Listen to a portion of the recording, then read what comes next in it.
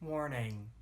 Just because I use these herbs, just because I can eat these herbs, just because I can touch these herbs, just because I can smell these herbs, just because I can have anal sex with these herbs, does not mean that you do not have allergies or medications that may interfere with said herbs.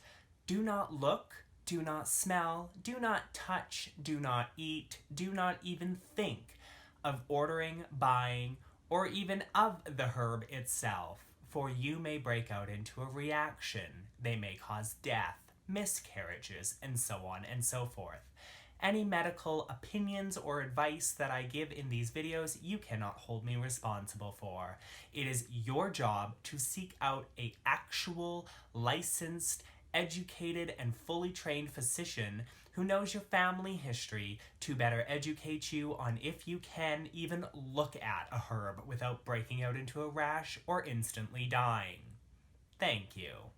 Hello, you two. How y'all doing? How are all my fluffy little creatures? Most of you are super fluffy. Let's just readjust. Yay! So what are we doing today? Well, I am recording 3 videos, probably more. Maybe not all on the same day. Who knows? Who cares? But we're going to talk about herbs. Yay! This is the Witchy Show Herbal Edition. And the very first episode is going to be about wild cherry bark. So let's get into it.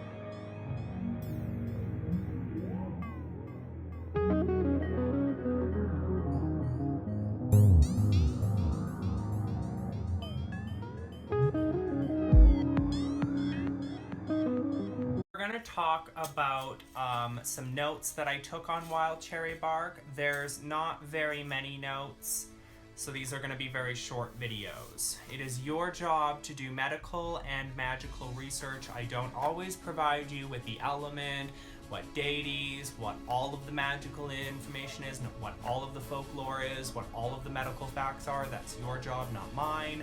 I'm only providing you with a little bit of information to tantalize your fantasies about said herb. I will also tell you about how I use said herbs, so let's get into this. So this is what wild cherry bark looks like. I don't know how well you can see that. I hope you can see it pretty well. It's fine pieces of what looks like stones, but it's actually bark from cherries. And of course, in my opinion and in my experiences, with all barks, wild cherry, when burned or used in sachets or in spells of protection, they're very good for protection because bark, as you know, is kind of like armor for a tree. It protects the tree's innards, if you will, from the elements, from other animals, so on and so forth. Some barks are toxic to creatures, so when creatures try and eat it, or birds try and peck away at it, they can get very sick and die. So wild cherry bark is in some cases, and this is not like known, like it's not proven 100% facts, but it is used in some cough syrups to aid in suppressing coughs. It's also known to help and treat diarrhea, whooping cough, fever, bronchitis, and gout. Except when I say it's known to help in that, the research is not 100%. So before you start chugging teas made out of this or, eating it, do your damn research. So, short-term small amounts, is thought to be okay by mouth. So if you're gonna take like a pinch of this, like a pinch, and make a tea out of it, it's thought to be okay. While pregnant, this bark contains chemicals that can cause birth defects. So again, always check with your medical professions. In food or beverages is used as a flavoring, isn't that fun? And you can, in moderation, make a tea with it. So you're probably thinking, well, Adam, what the hell are the magical properties of wild cherry bark? And to be honest with you, there wasn't really a lot of information on the magical properties. Now, maybe you've got a book or something that will tell you these are the magical properties, and there's a comment section below, so fill that crap out. But basically, what I use wild cherry bark for is in incense mixtures to deal with protection, cleansing, strengthening things. So whether that's bonds between me and another person, or maybe that's I don't know, I need to strengthen something about myself. That's what I use wild cherry bark for. I love all barks. So buckthorn bark, white oak bark, white willow bark, I want to say Podo Arco bark. I'm just going to call it Arco bark because I fail at saying everything. So basically any kind of bark I can get my hands on, or like a piece of a tree, so even white cedar twigs, I will use an incense because the smoke alone, it wraps around things. I've noticed the smoke from these incense will wrap themselves around things that you have close by, and you can, when you put your hands around something, you can really feel the energies and really feel the magical properties. I'm pretty sure wild cherry bark could be used in love spells, like strengthening love, strengthening emotions and stuff like that in relation to a person, strengthening friends. Whenever I think of cherries, I think of love, I think of friends, I think of, you know, because it's really rich. So I think of like earth-based things. Like this smells very earthy.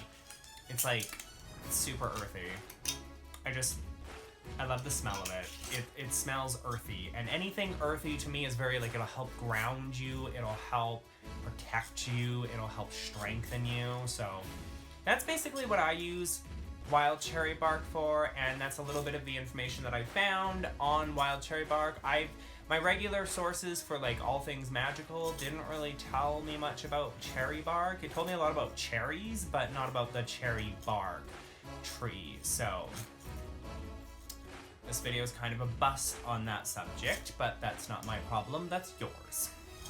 I want to say it's got like, it's an earth element, but you know, I could be wrong, I don't really know, because again, I couldn't find much in the way of magical information. I don't even think Scott Cunningham's encyclopedia had much on it. Then again, I didn't really check the encyclopedia, because that's just the type of person I am.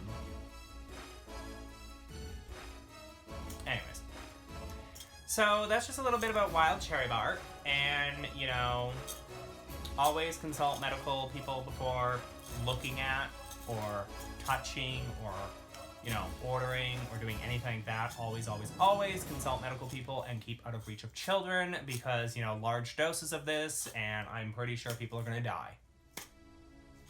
Anyways. So that's it for this video on wild cherry bark, and I hope you tune in the next couple of days, because we're going to go over some more herbies, and hopefully I'll have more information on those herbies and what I use those herbies for. Mwah!